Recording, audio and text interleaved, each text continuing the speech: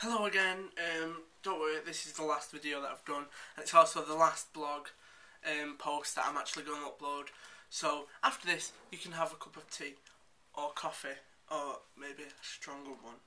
But just before I do start talking about my website comparison, I just want to tell you something. If you want to give me like top marks, I really don't mind, you can.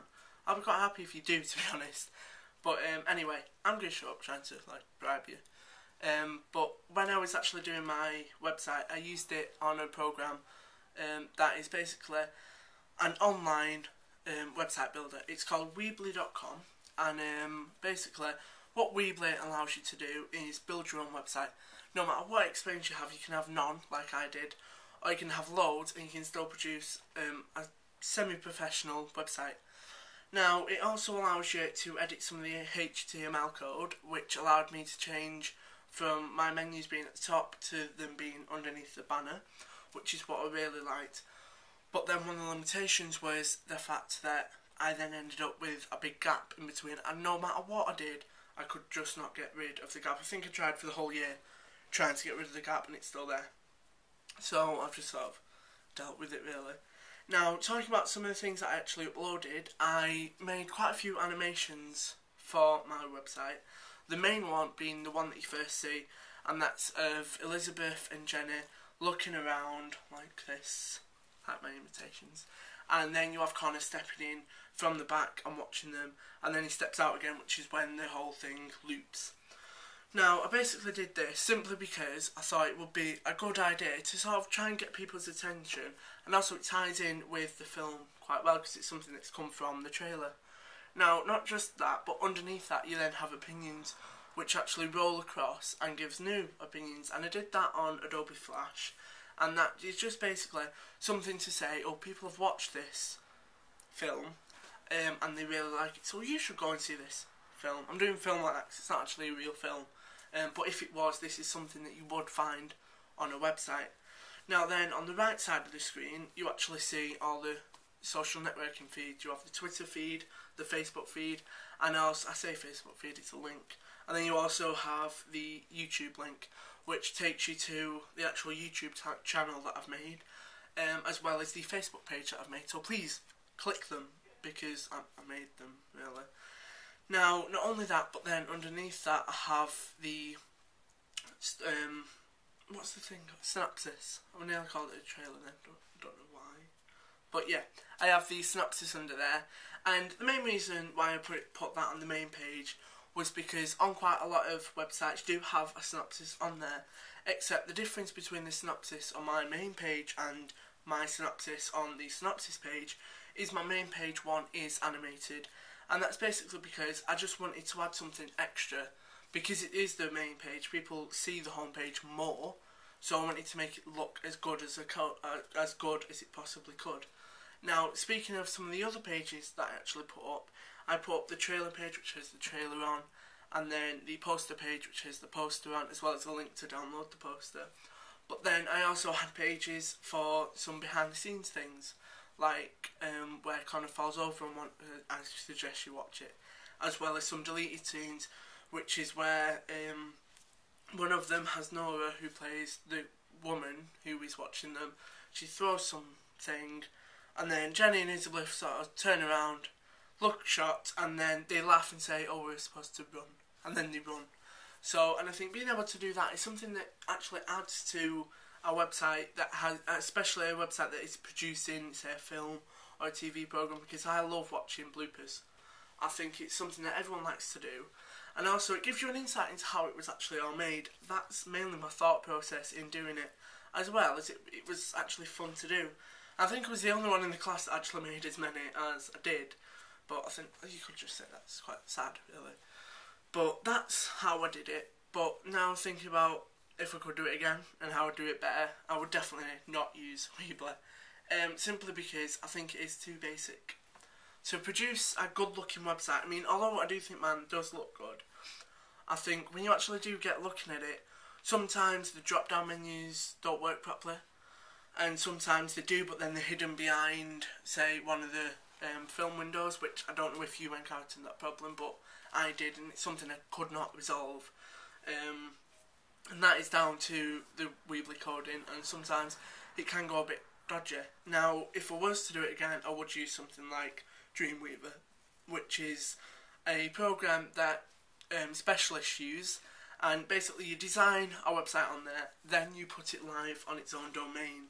Now, by doing that, you have a lot more control about what the final outlook looks like, because I have bits where you just have blank gaps and I can't close them, whereas on Dreamweaver you'd be able to close them and you'd be able to move them about a lot more freely than what Weebly does. It's sort of like a grid on Weebly and you have to fit things into it, whereas on Dreamweaver you have complete free reign. So that's really the only thing that I would change about the software, and fully enough it's the only one where I would change my software, because doing my trailer I wouldn't change my software, doing my animatic I wouldn't change my software, and I wouldn't change my software when I was using Photoshop.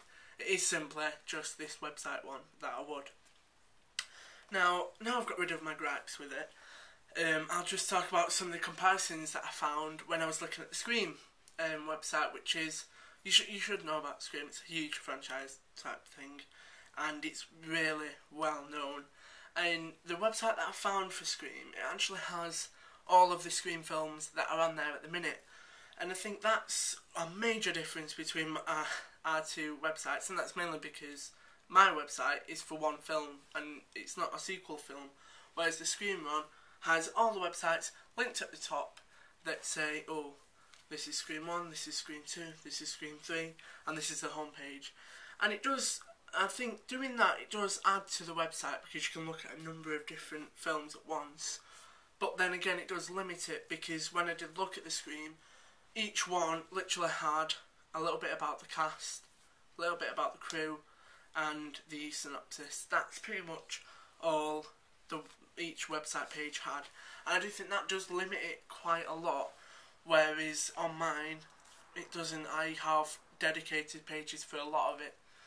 Now, also talking about a similarity though, the way each page is laid out, you'll have writing on one side and pictures on the other, and that's very similar to how my homepage is laid out, because I have all of the links at the side on the right, and then I have the writing where it's got people's opinions and it's got the synopsis all on the other side. And I think having a uniform look like that does make a website more navigationable, if that, I know that's not a word, but you know what I mean, easy to use, because you know what you're getting, you know where everything's laid out, and also when you're making it, it's a lot easier to edit, because you know where all the pictures are there, all the text is there.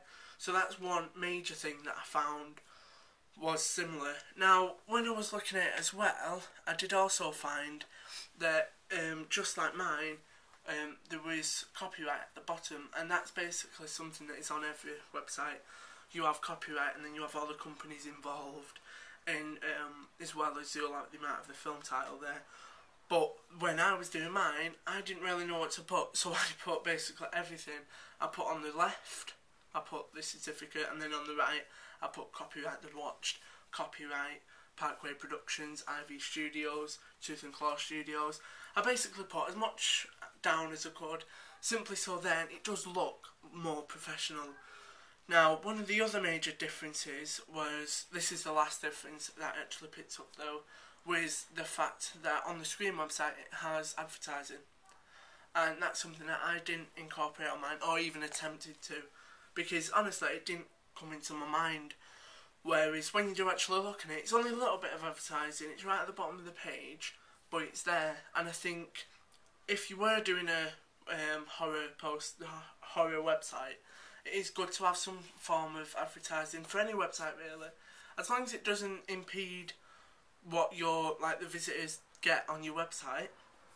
Then by all means you should have one, simply because it can pay quite a lot if you do like pays per click, and then you get a lot of visitors. That's another revenue stream to work alongside the overall brand.